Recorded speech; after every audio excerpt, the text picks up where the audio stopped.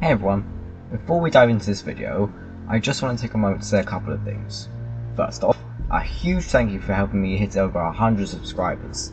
I really didn't see that coming. And secondly, you might recall a recent video I posted. It was a sneak peek of the full-length FNAF song animation I'm working on. I'm still dedicated to that project, I'm just taking a little breather to recharge and create something I know I'll enjoy. Honestly, I've been feeling pretty burnt out lately. With all that said, let's get started.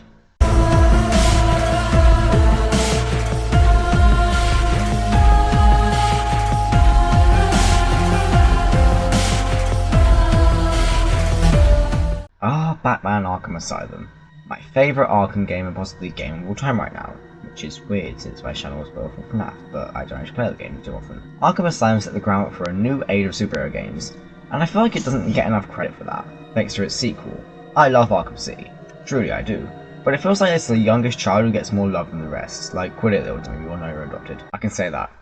I'm the youngest child and even I can identify that I'm fucking annoying. Anyways, I'm getting off track. Another facet of Arkham Asylum, and honestly every Arkham game that gets overlooked, are the challenge maps. Because like, why would anyone care about these? They're just here to train you. But I enjoy them, damn it, so I thought I would combine my two Arkham joys, Asylum and challenge maps. And I present to you the Arkham Asylum challenge maps ranking. But first, some ground rules. Despite the maps being the same, I have separated Joker's challenge maps into their own sections. So let's say, paging Dr. Joker might be above Silent Night, despite them being the same thing. Like usual, my opinion is my opinion, yours is yours. We don't care. Without any further ado, let's start. 22, Cavern of Love. Oh, what the fuck? I'm going to start by simply breaking down Joker's Predator in this game. The gun is single use, and Predator encounters aren't round based, so it's only a free takedown. In combat, this is fine, because it takes off people with stun sticks way easier and it helps if you don't want to take the risk of just slapping around people until you get a combo takedown. However, all you have to do to get a free takedown in Predator is just mosey on down right by Cash's arsehole and kick him squarely in his hook. Meanwhile, if you use the gun in Predator, you're getting the same result, whilst also blowing out your eardrums and alerting everyone nearby who's going to come and stick it directly up your clown arse. Okay, might have got a little bit angry there, but you get what I'm saying. The one pro to using the gun in Predator is that if you're lucky, you can hit two people with one bullet. Something you can't do in Asylum, since we don't get double takedowns until City. Next up, for explaining Joker's Predator, is the single worst design choice that I've ever seen for any character in gaming ever. His detective mode. Have you ever seen the early screenshot for Arkham Origins shot gloves? How there used to be a gadget that you could select? That would have been stupid, right? Imagine if they did that for his detective mode. Yeah. Let those brain cells die. Rocksteady. Guys, surely if you wanted an animation for Joker going into detective mode, you could have just done what they did with Catwoman in City. Just make the goggles appear on Joker's face. We wouldn't have minded. But alas, no. And now we have whatever the fuck Joker's detective mode is. However, there is one shining light in the darkness of Joker's Predator. And that is the chattering teeth. Because, you know, they weren't made by someone who puts pineapple on pizza. I would even call them the better explosive gel. They can be deployed at any time, can be moved, and have an even more damaging effect. Honestly, a W gadget for Predator. Now, why is Cavern of Love the worst out of all of these? The map. I don't like this Predator map for Batman, but for Joker, it's something else. Remember what I said about the gun? That if you get lucky, you could get two people with one bullet. Yeah, in this map you don't get lucky. Simple as that. It's so windy and claustrophobic that you usually just resort to the silent takedown or the one-time W of the chattering teeth.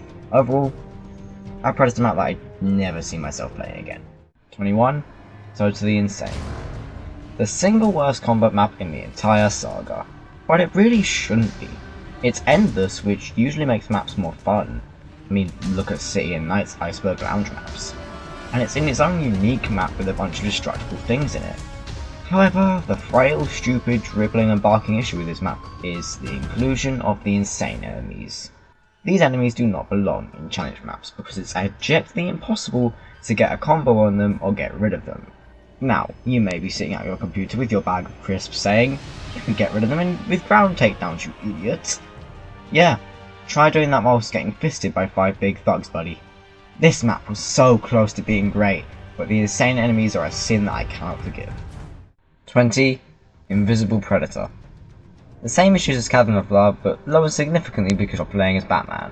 The map is really bad, but Batman can grapple unlike Joker, which makes things much better.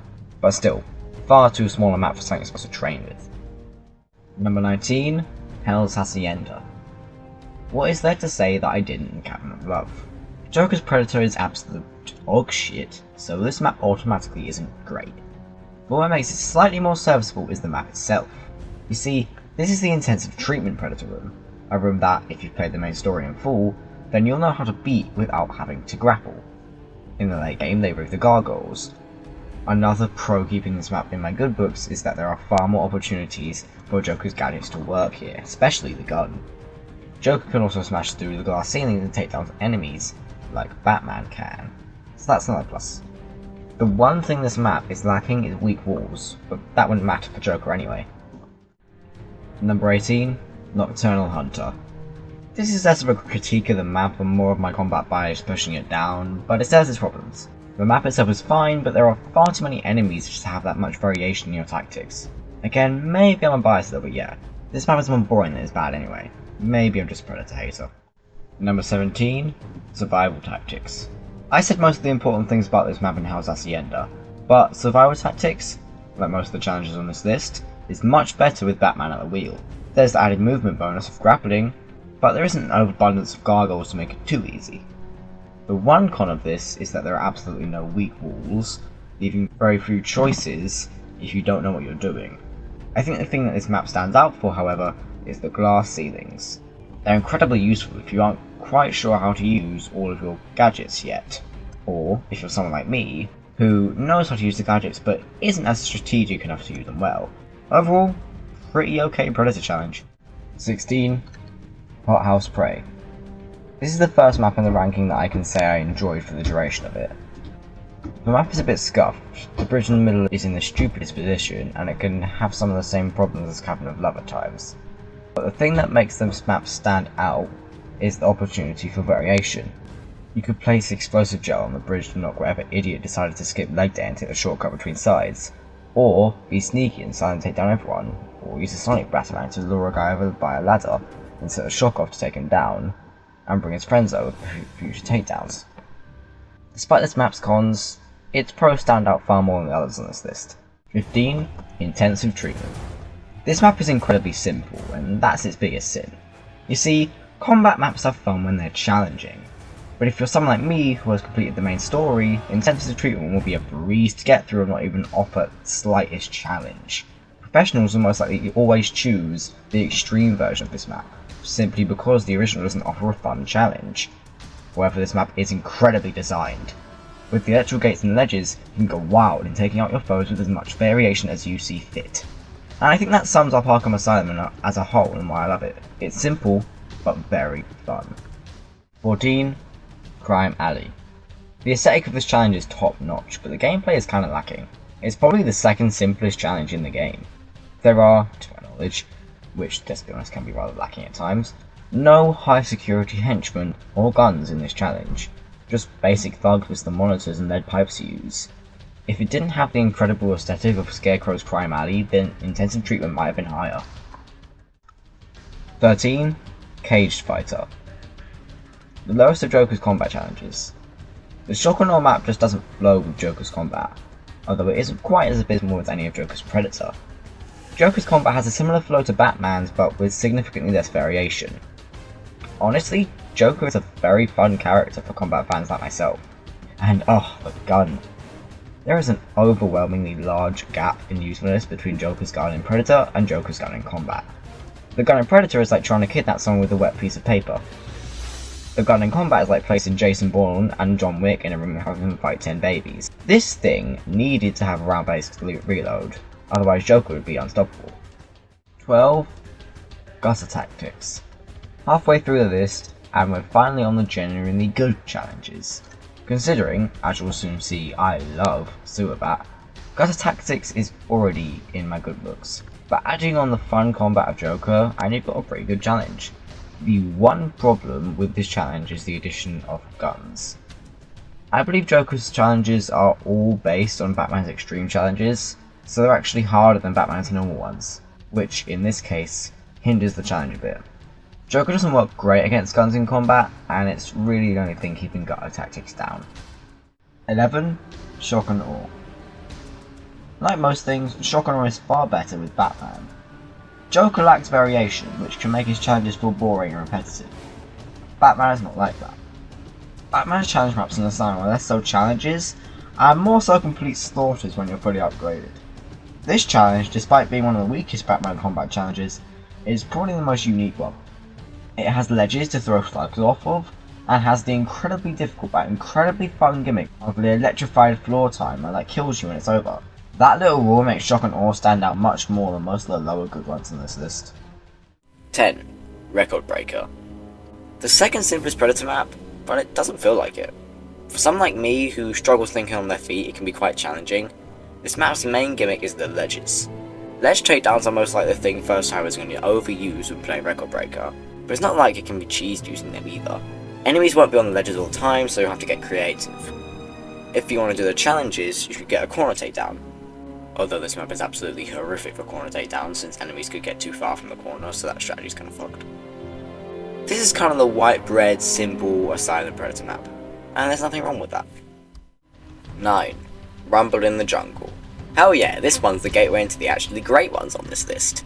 Rumble in the Jungle is a pretty unique one for many reasons, simply because of just how big the arena is. This place is a huge playground which can bring about both pros and cons. For example, for a pro, it gives more space to fit in difficult moves to pull off, like the ground takedown. On the other hand, when enemies take monitors off the wall, it's much harder to get to them and stop them. Hey, maybe I'm just bad at this game, but I usually only use batarangs to get rid of those guys in Rumble, but really, who cares? This challenge is one of the most fun ones in the entire game. If it weren't for some of the cons dragging it down, it may have even been a contender for the top spot.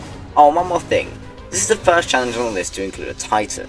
You'll see soon that I love challenges with Titans in them. 8. Sewer Bat. This challenge perfects almost every facet of Arkham Asylum challenges.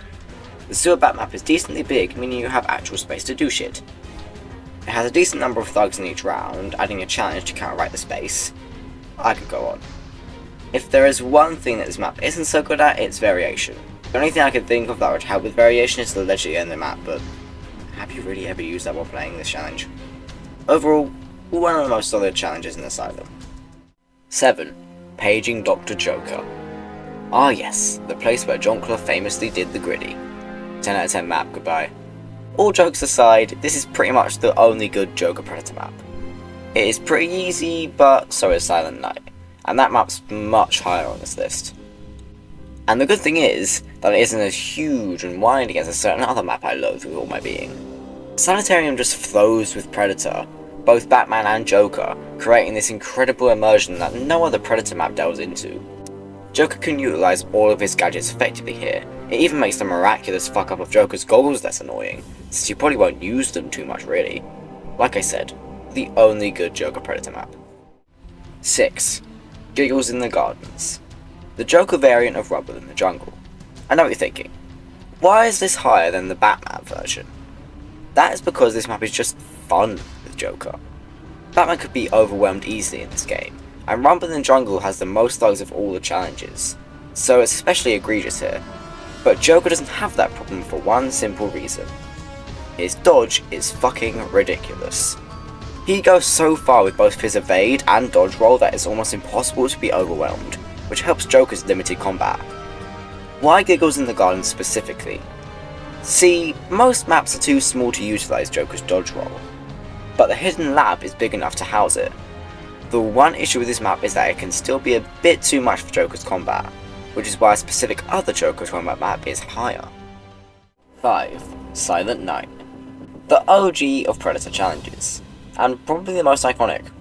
It's been remade twice, first in Night and then quite recently in Arkham Shadow. All that notoriety is not just because it's the first Predator challenge. It's actually really great. But shouldn't it have the same problem as Intensive Treatment? You know, being too simple?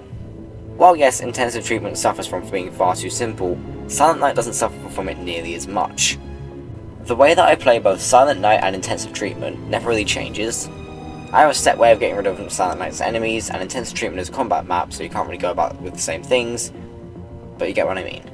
They're both very predictable. However, Silent Night is still incredibly fun despite the simplicity dragging it down. Paging Dr. Joker is more fun, but Silent Night is better overall. 4. Administered Pain. Joker's Record Breaker. Much like paging Dr. Joker, it's far more fun simply because of the way Joker operates in Predator. These first two Predator challenges are incredibly simple for a fully upgraded Batman, but Joker's Predator moveset is, while limited, perfect for the simpler challenges in Asylum. 3. Maximum Punishment. You're sensing a theme here, right? That the simpler the challenges in this game tend to be better in the Joker versions. I have endless amounts of fun when playing Maximum Punishment, something that Intensive Treatment can't boast.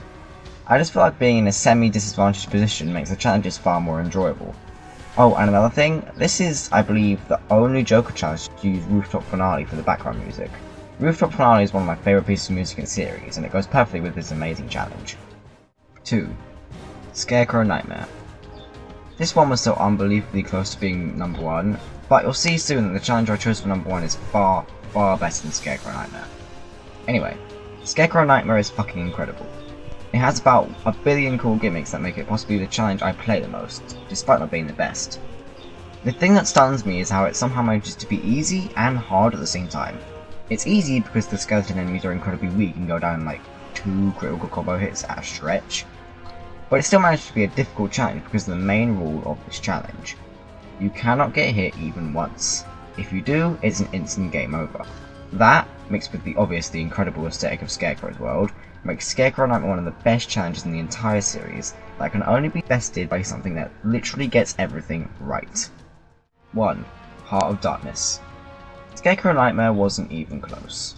Nothing in this franchise will ever best Heart of Darkness. Not only is its name fucking awesome, like this feels like the name of something from Batman. Not only does it give us a completely accidental teaser to the end of Arkham Knight, not only does it have a gimmick so good they copied it in Arkham Knight DLC story, not only does it have the best integrated Titan fight in any challenge map in the series, not only does it have a huge arena for travel, not only does it have ledges to throw people off of, and have an incredible amount of variation, but you play as Batman in this challenge.